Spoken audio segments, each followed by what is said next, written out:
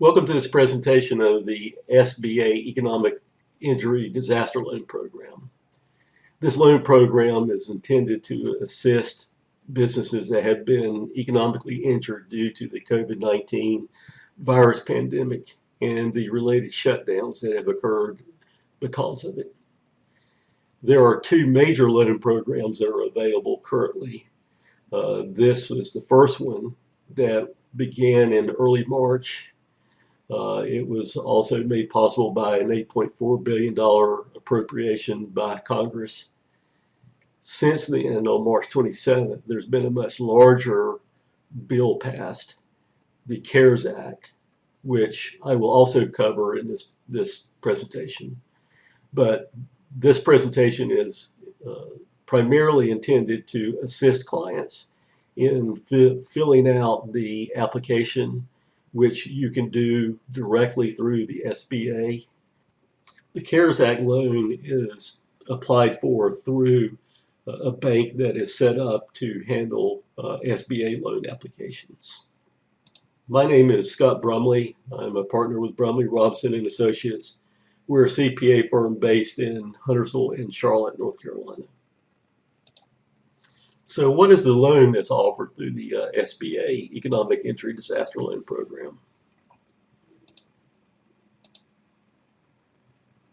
The loans can range from up to $25,000 to $2 million.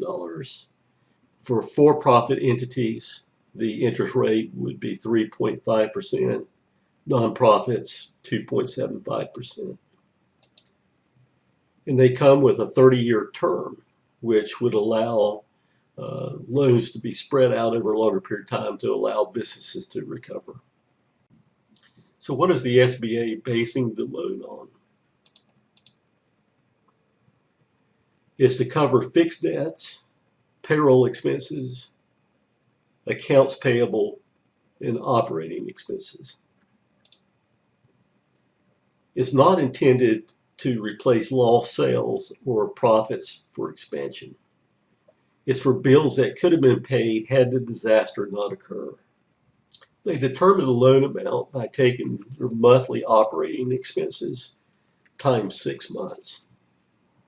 This vast sum of money that's available through these programs is because Congress has authorized the Treasury Department to create more money. So they are printing paper money, which is some of the appropriation. But the majority of what they do is they create digital currency, which is then transferred to the Federal Reserve. And the Federal Reserve is the one that disperses the money. It's the Federal Reserve's job to disperse the money in a manner that regulates fiscal policy. The reason for dispersing this vast amount of cash into the economy is to keep this event that took place in the early 30s from happening. So if you receive this loan, when do you have to pay it back? For the first 6 months, there's no payments. Payments are deferred, and possibly up to a year. After that, you make monthly payments based on a 30-year term. So when do you get your money? The initial estimate was 30 days from the time that the application was submitted. It's too soon to tell whether they'll be able to meet that objective, but the website was where the SBA wanted you to fill out the application. They were encouraging everybody to apply online to make that process smoother and go quicker. However, the demand probably overwhelmed them because the site would frequently slow down to a crawl and crash, and people were having trouble logging on to complete the application online. Since then, they've switched to a manual process where they put the forms on the website in a PDF file that you download. You then fill out the PDF file, print it, sign it, and then upload it. This scene from the movie Apollo 13 just kind of illustrates the can-do attitude that they're trying to maintain just to do whatever it takes to accomplish the objective of trying to help small businesses. Now, one question that may come to your mind is, should you apply? Many people may be reluctant about applying. You may feel that there's a stigma about applying for a loan or asking for help. But I look at it as your patriotic duty. You have a duty to help keep the economy vibrant. You have customers that want your services once that this is past us, this pandemic's past us. You also have a duty to your employees to try to keep your business successful, and to your family as well. And you don't know what the future is going to bring. I mean, 30 days, if you have a 30-day shutdown, even though your business is viable now, no one really knows how bad it's going to be for businesses to be completely shut down for 30 days.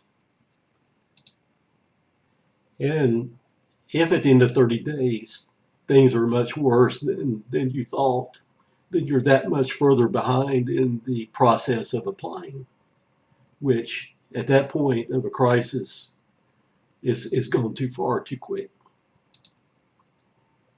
And you have no obligation to accept the loan if they offer you the loan after you put in your application.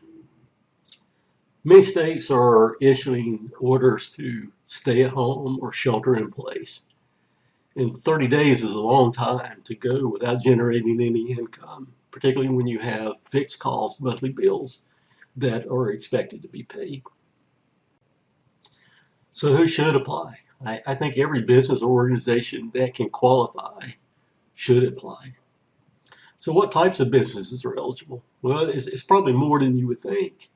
Do you have rental property? Maybe your tenant is unable to pay the rent, and you have fixed costs that you have to cover. In some cases, we have clients that have multiple rental properties and they treat it as a business.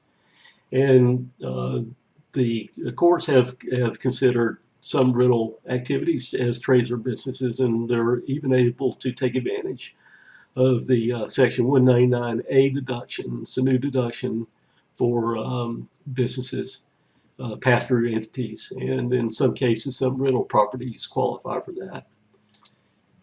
But there may be some instances where you would not be able to. If, let's say that you had your rental property, the mortgage was paid off, and the tenant covered all the expenses, and if the tenant left or was unable to pay and it's sat vacant, you don't have any fixed overhead that you have to cover. Well, in that case, this would not be appropriate because the loan is not intended to replace lost income, just your operating cost that you can't pay because you have no income. And you could be self-employed, an individual, or perhaps you're an LLC filing as self-employed. If you have fixed operating costs, it would cover that. But there are some instances where someone only receives income and they have no operating expenses. And for someone like that, that would not qualify as your only suffering is because of the loss of income. C corporations are usually trader businesses that have a lot of fixed operating costs, as do S corporations, partnerships. And nonprofits also would have operating costs and perhaps payroll as well. Some businesses don't qualify for the economic disaster loan. You have to be what's called a small business, which usually that means less than 500 employees or 20 million in revenue. And those are just the ballpark estimates. I mean, you can have cases where it's a little bit more or less. It depends on the classification of your business. But generally, this is the threshold for being considered a large business. You also have to have been in business during the previous year. And this is a list of the other types of organizations that don't qualify simply by the nature of their business. Religious organizations, speculative activities, sexually oriented businesses, pawn shops, agricultural entities, because they're covered by the Department of Agriculture that has their own program. Investment lending companies. Now, if you are getting the loan, what is the criteria? Because they may not just hand it out. The applicants have to have had a credit history. They want to be reasonably sure that the person can pay the loan back. So if you're in declared bankruptcy or had multiple history of poor credit history, then perhaps they may not grant the loan. Also check to make sure that your business is physically located in a county that has been declared a disaster area, not just because of a downturn in the economy. So that is a requirement. They will check to see the location if it is in a county. So if your county has not or state has not declared it a disaster area, then you would not be eligible. So once you've made a decision to apply for a loan through the SBA, how do you do it? Well, you go to the SBA.gov website, and on the home page, they're going to have links to guide you to the spot where you need to begin to do the process. This is the section on the SBA website where they give you the instructions on what you need to do. So basically they're saying download the forms that they have links to, fill in your information, and then upload the forms to a Dropbox location.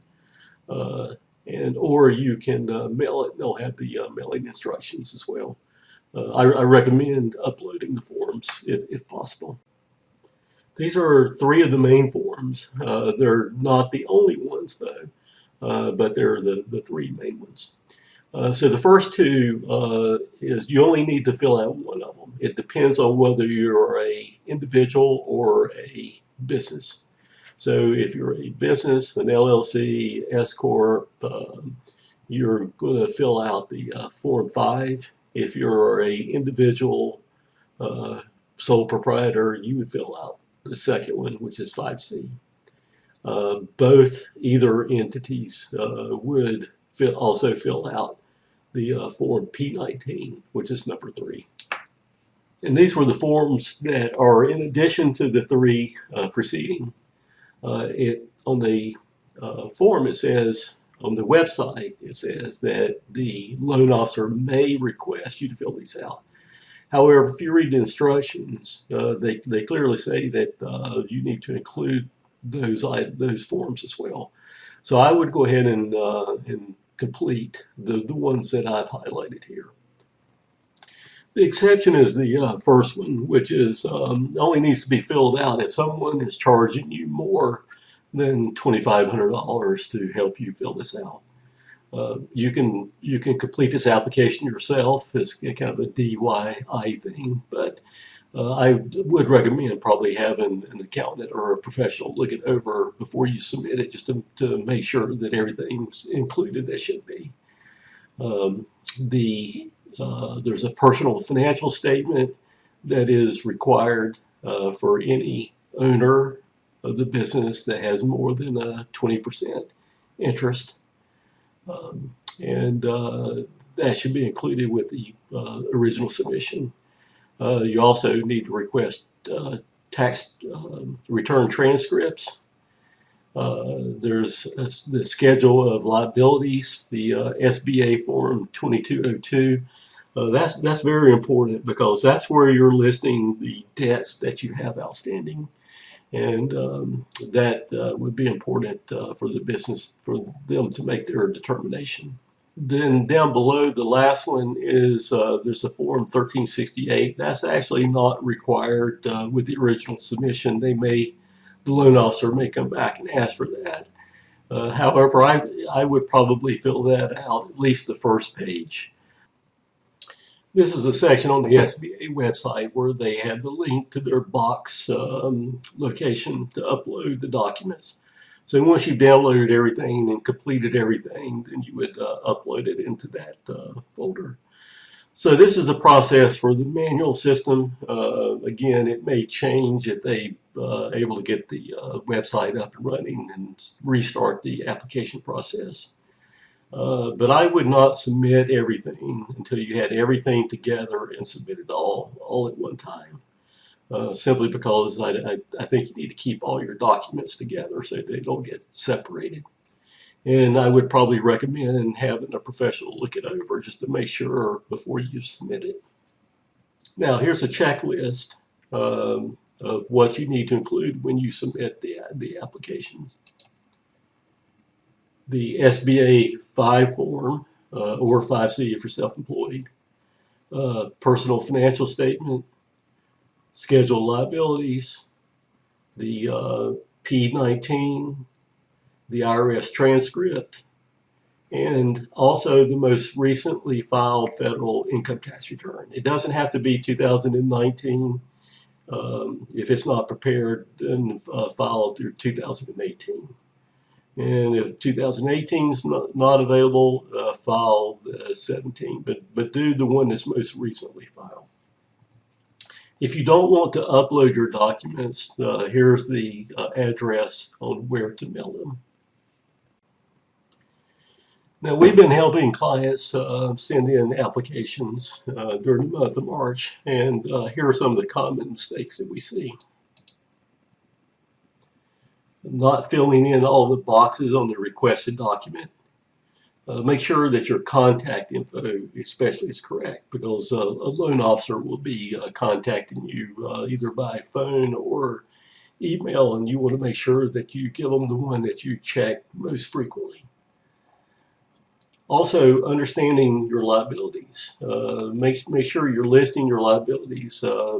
Most people will try to leave them out because you want to look more favorable, but they may base part of the loan amount based on the amount of liabilities that you have.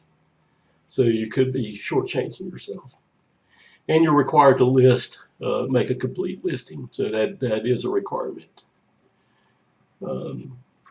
Another issue we see is people taking too much time to gather extra documentation.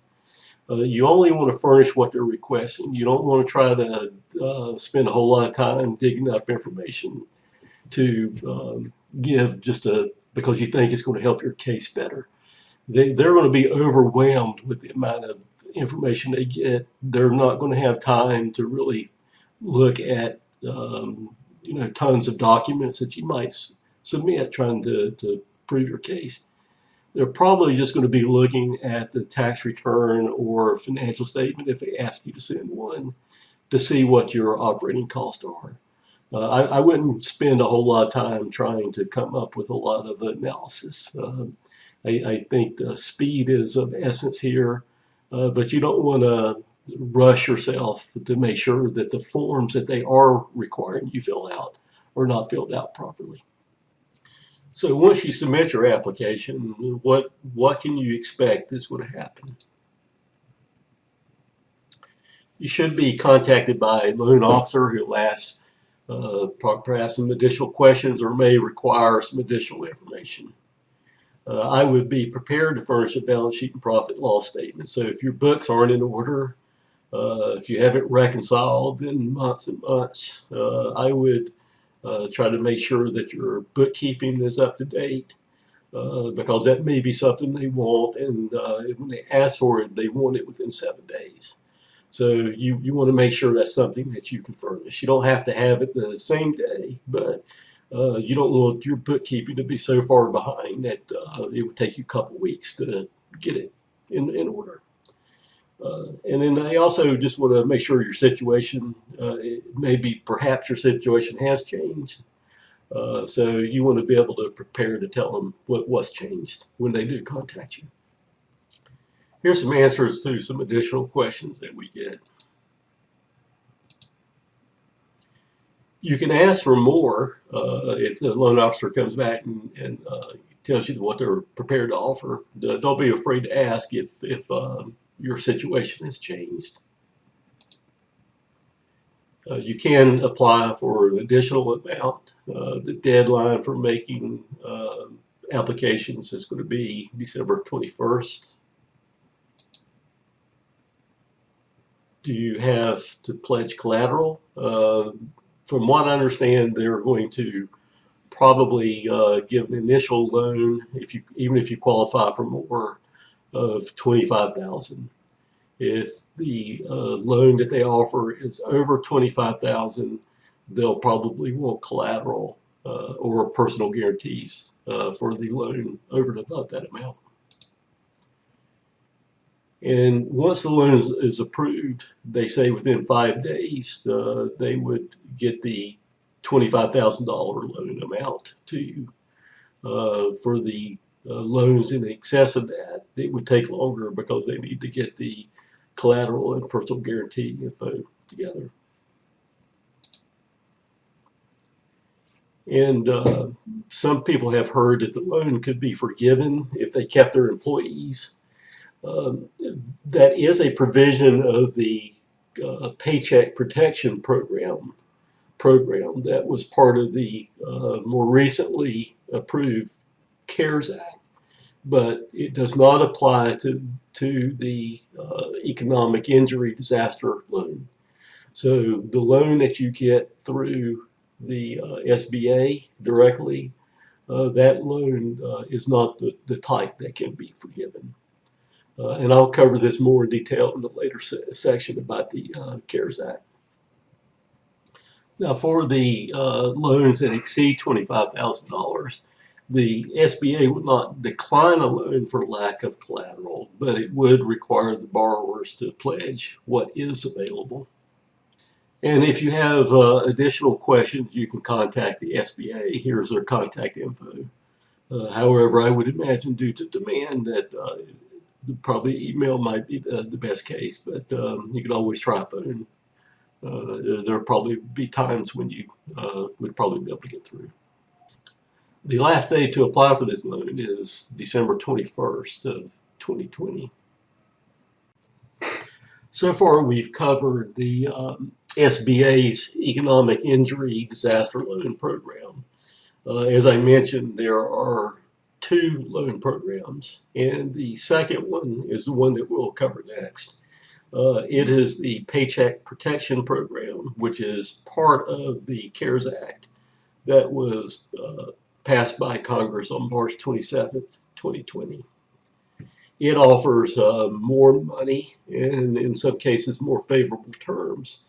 And we'll kind of go through and describe the differences. Having applied for the SBA loan will not preclude you from applying for the Paycheck Protection Program loan. The CARES Act was the largest appropriation that the U.S. government has ever made, and it has several components to it. We're going to focus on the section that relates to small businesses, but as you can see, there are other provisions that make that up. But the small business of that $377 billion, $349 billion was earmarked for this Paycheck Protection Program, and that's what we're going to cover now. So to give you a little bit of history, the SBA's loans were in place before the CARES Act was approved, and people have been applying for those loans before this was even an option. The Federal Reserve had vast reserves in place for the SBA economic injury loans, and Congress appropriated an additional $1 billion to supplement the Federal Reserves, bringing the total available for the SBA loans to $7 billion. But it appeared that the demand would exceed the reserves. And the CARES Act approves an additional $349 billion through the Paycheck Protection Program. This covers small businesses, and those are defined with concerns where the company has fewer than 500 employees. With the exception of businesses in the accommodation and food services sector, where the business may have more than 500 employees total, but they have fewer than 500 at each location. So what does this program cover?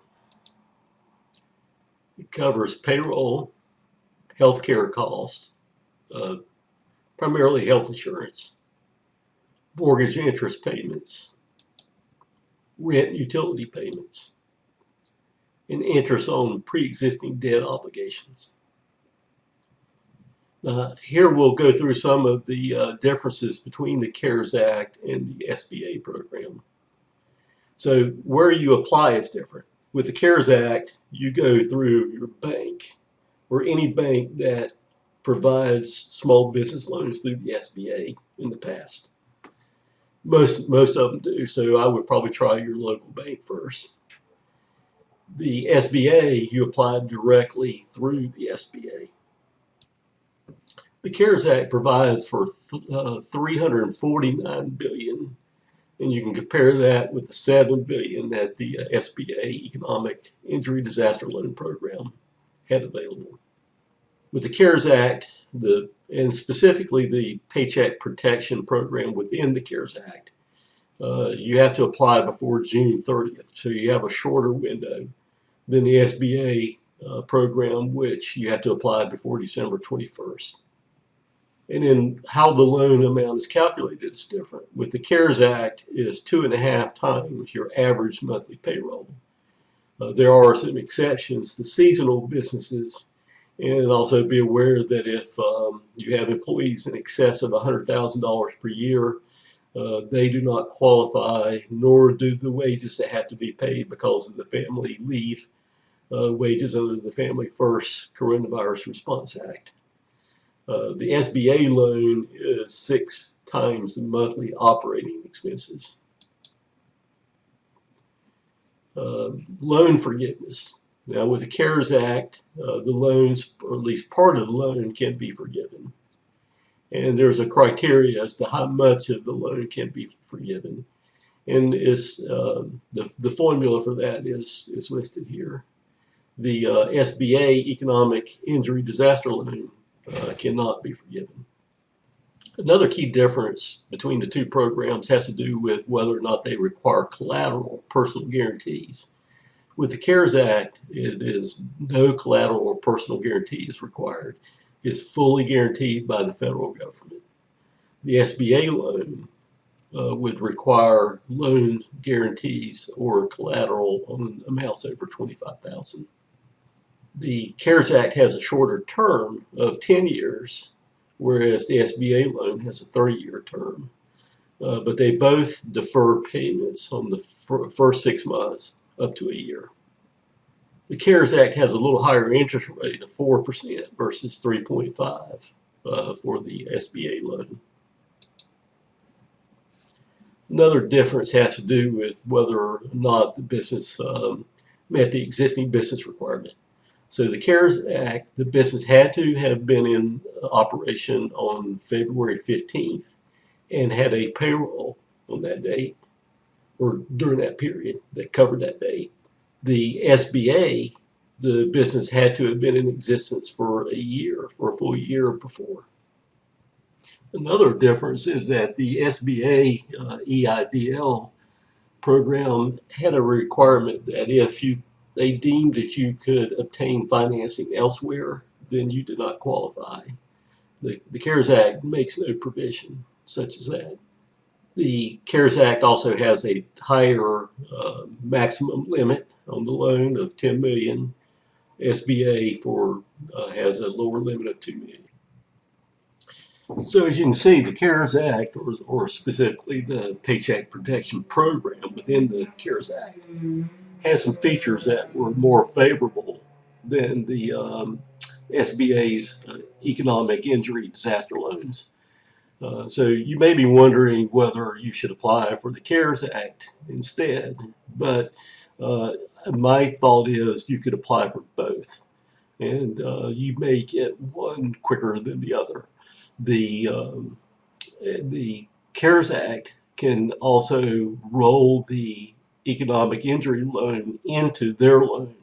Now, assuming that you are going to go ahead and apply for the SBA's economic injury disaster loan directly, we're now going to get into some of the details on how to fill it out. Previously, we went over the forms that the SBA had on their website that they wanted you to download and complete. And here is the main form, the Form 5. And when you download it, it's a PDF, but it has fillable fields in it that you can type in and print it. And after you fill the information in and printed it, you want to be sure to sign it before it gets sent back. One tip that I can give you is to be sure to read the instructions. That's where I see a lot of mistakes happen when people try to complete this themselves. The instructions is part of the form that you download. So to kind of cover some of them, you want to be sure that it is complete and signed before you send it back. The tax return transcript request has to be filled out for the business, so you need at least one. And you may need more for each 20% or more owner. And if they have less than 20%, do they also own 50% or more in another affiliated business? If so, they would also need a transcript request. You want complete copies of the most recent federal. You don't need the state, but the federal with all the schedules included.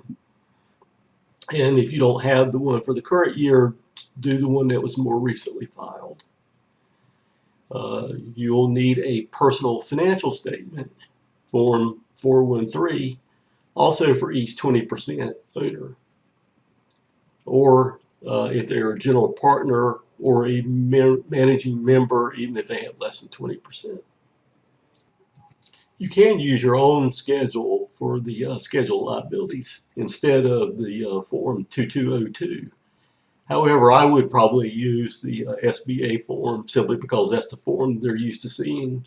And you want to make their job, the loan officer's job, as easy as possible. So if they don't really have time to kind of go through looking at a lot of different types of reports to try to figure out what the liabilities are. But I'll show an example of how you can maybe use part of your schedule as a supporting schedule for a line on that form. And they also show that there are some additional things that might need to be included. And the loan officer will contact you and let you know if any of those are. Now, here's the, I've highlighted and read some of the key places to pay attention to make sure that you fill out. The first one is what you're applying for. So this form is what they use for other types of disaster loans. And so it can be used for a form where, say, someone had their home was damaged by a hurricane or their business. So that doesn't apply to us. You're just going to check the economic injury checkbox. And as you can see in number 2, it said sole proprietor should use Form 5C. This is Form 5, which is for the non-sole proprietors. And then fill out, 3, legal name. So you might want to check the Secretary of State website to make sure you fill it out just like it's listed with the Secretary of State. Make sure you got the right EIN number, and then the phone number, mailing address. You want to make sure they can get in touch with you if the loan officer tries to call you. Now, at the bottom of the first page is another important area, and particularly line 8. And so that's where the damaged property address is. And that can usually, it's the same as the mailing address, but not always. And I had a situation where I had an owner that received all the mail where they lived in one state, but the state that the property and business was located was in another state. That property location was covered was declared a disaster area, but the state where they lived had not been at that time. So pay close attention to that as well, because remember, that's a requirement that it has to be located in a declared disaster area. And 9, this is where the person to contact to get information to verify the completeness of the application. Make sure you've got good cell phone numbers and email addresses so they can get in touch with you. Line 11, the business activity. So that's a key thing to put. Be as specific as you can, because part of what they're doing is they're basing whether you are a small business or not based on the type of business you are, and specifically the the North American Industrial Classification System Code, you have different requirements for a small business based on that code. So they got to figure it out, and they're doing it sometimes maybe from the tax return, but that may not be as accurate as you would think, simply because the instructions of the tax return, they have a small number subset of codes, and perhaps it's not as accurately reflects the type of business that you're in. So I would just take the time here to be sure you're kind of describing what you do within the space that they've got allowed. And date business established, you want to make sure that matches the Secretary of State website. The bottom amount, bottom section, the insurance, what they're asking there is what they're interested in is, do you have business continuation insurance? And business continuation insurance, if it covers your loss of income, that might be a bearing into how much that they feel they need to give you as a loan amount. So this is the top of page 2, and this is an area that I've seen a lot of confusion by the clients that are trying to fill it out themselves. Pay close attention to that first line that I've got highlighted in yellow, because they're asking for information for the proprietor or limited partner who owns 20% or more, or each general partner or stockholder or entity owning 20% or more of the voting stock. So if there's more than 2, you probably would need to put a continuation sheet and list them separately. And this next section where it talks about the business entity owner, they're not asking the name of the business that you're applying for. They're asking if there's a business, perhaps another LLC, that is a shareholder or partner in your company. So that's what they're asking. It's just a partner, not the name of the business that's applying. Because a lot of times the client will just repeat the name of their company here. And then down below, there's some information, because there are certain criteria as to whether or not they can give you a loan. And this, things like, have you declared bankruptcy, or are you involved in insolvency proceedings? Just the various things that does affect whether or not they would give you the loan or not. And line 21, if anyone has helped you complete this information, you would probably want to get them to sign this, put their information in and sign it, and it would allow them to be able to talk with the loan officer to if there's any questions, or if the accountant or representative could fill in some details. There's also a place for a fee charge, and if that amount exceeds $2,500, there's that other form that you have to have completed to send in as well. And be sure to sign the bottom of the return, because that's where you're giving your certification of the truthful information, which is a requirement of the loan. Here's 5C, I'm not going to go through in detail, but just kind of show you the difference between, this is the one for the self-employed individuals, and it looks a little different. It's kind of a combination of personal info as well as the business. And that's the third page of the 5C, and then the filing instructions. Now, Form 2202 is the schedule of liabilities, and so this is what they are going to be asking for. They say that you can use your own schedule, but I recommend using their schedule to report your liabilities.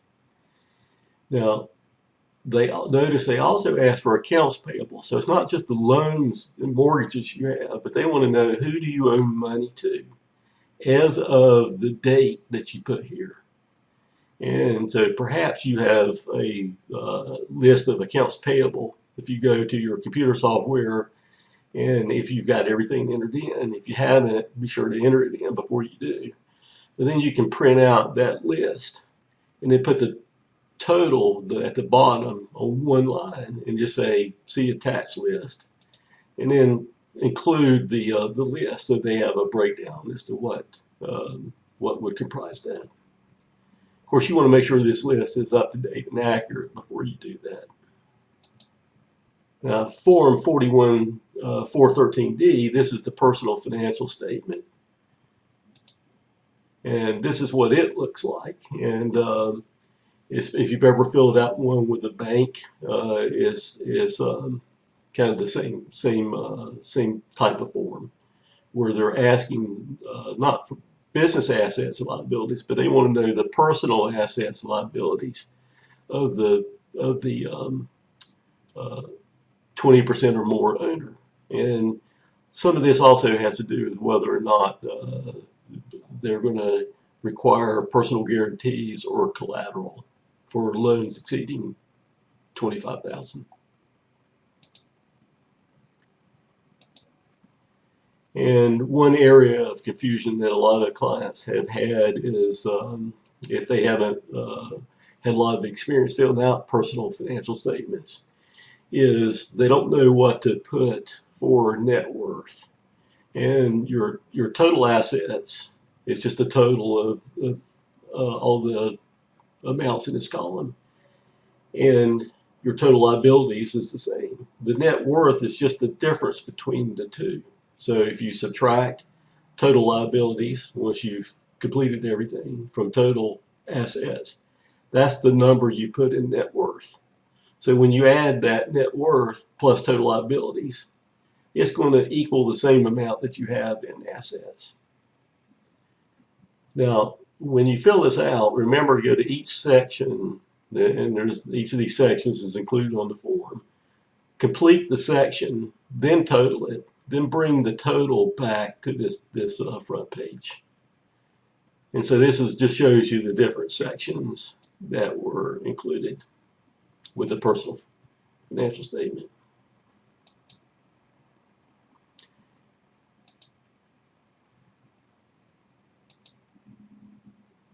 And sign and date.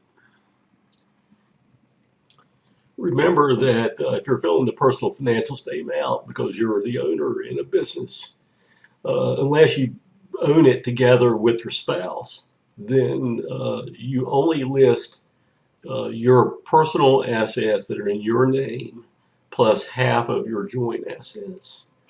If you own the business jointly, then you would list all assets and liabilities, and you would both need to sign it.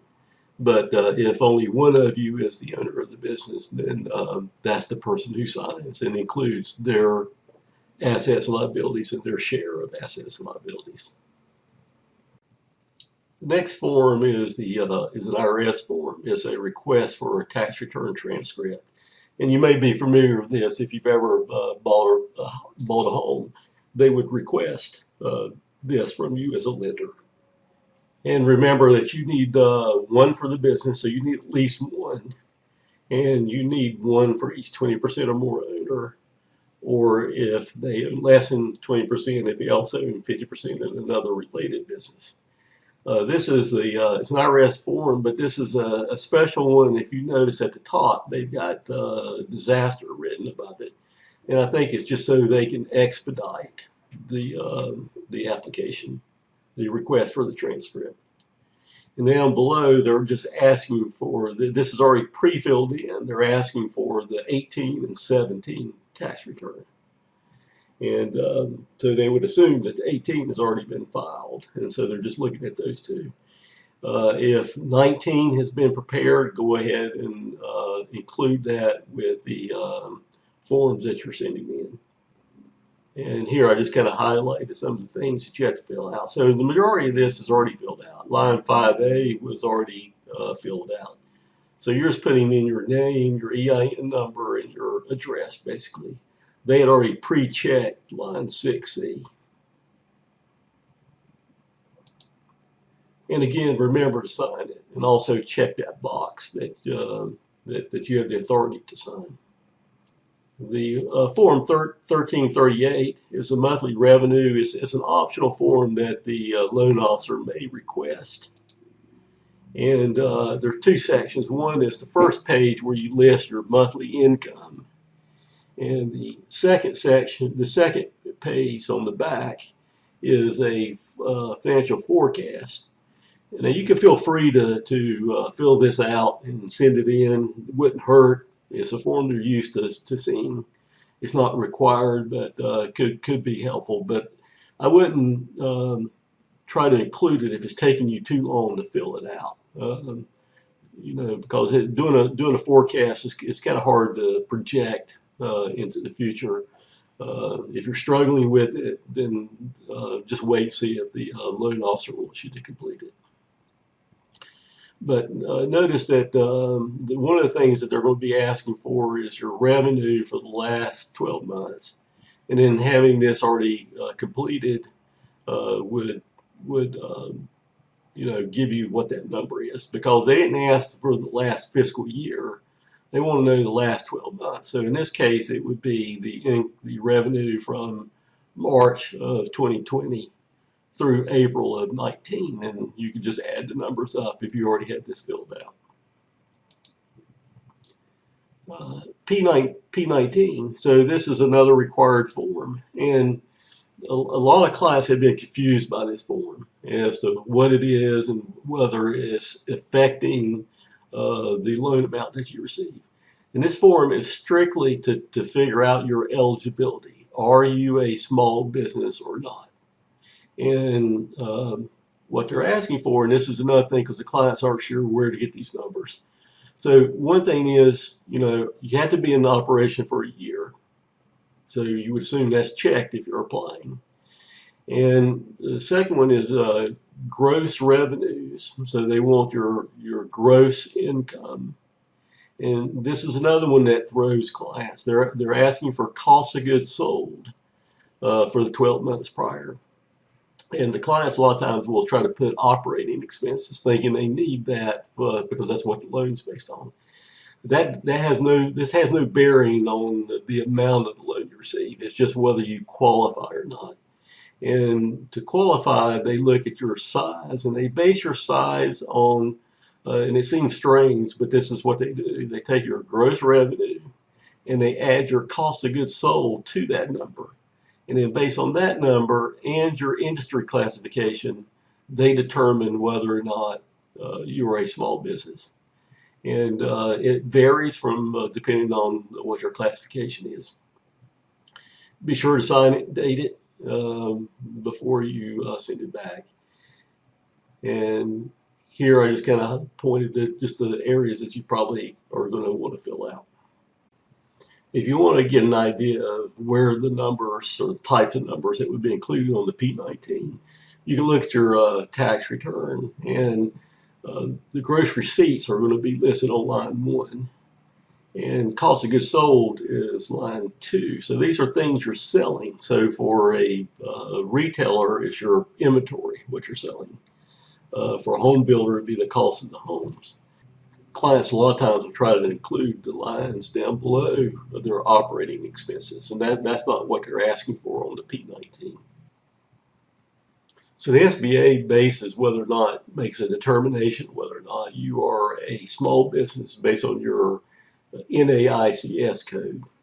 And if you Google NAICS code search, you'll see a box. Make sure it's that organization, and you can click on it, and then that will take you to the website where you can type in a few keywords that describe your business, and then do a search, and then you have a list, and it'll list what your code is. So the code for a CPA office is 541211, and with that number is the number that the SBA. Now I don't think the SBA asked that number in any of the forms, but that's what they're basing that determination whether you're a small business or not on that classification.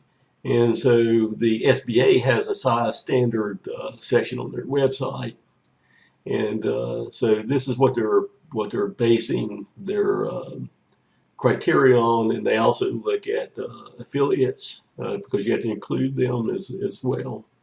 Annual receipts, and so they define annual receipts a little differently than you would think. So they're looking at total income, gross income, plus cost of goods sold, which doesn't seem like it's annual receipt, but that's what they use for their determination whether you're a small business or large business. And they also look at employees, so they're looking to see whether you have 500 employees or more. And so this is on the SBA website, and this is the little tool they have to figure out. And here you put in your NAICS code and then your average 3-year receipts. And remember, that number was the income plus the cost of goods sold. And they'll come back and tell you whether you're a small business or not. So a single family home builder, their size, their annual receipts is 39 million, whereas a CPA office would be 22 million. And that's because a home builder is going to have a lot of cost of goods sold.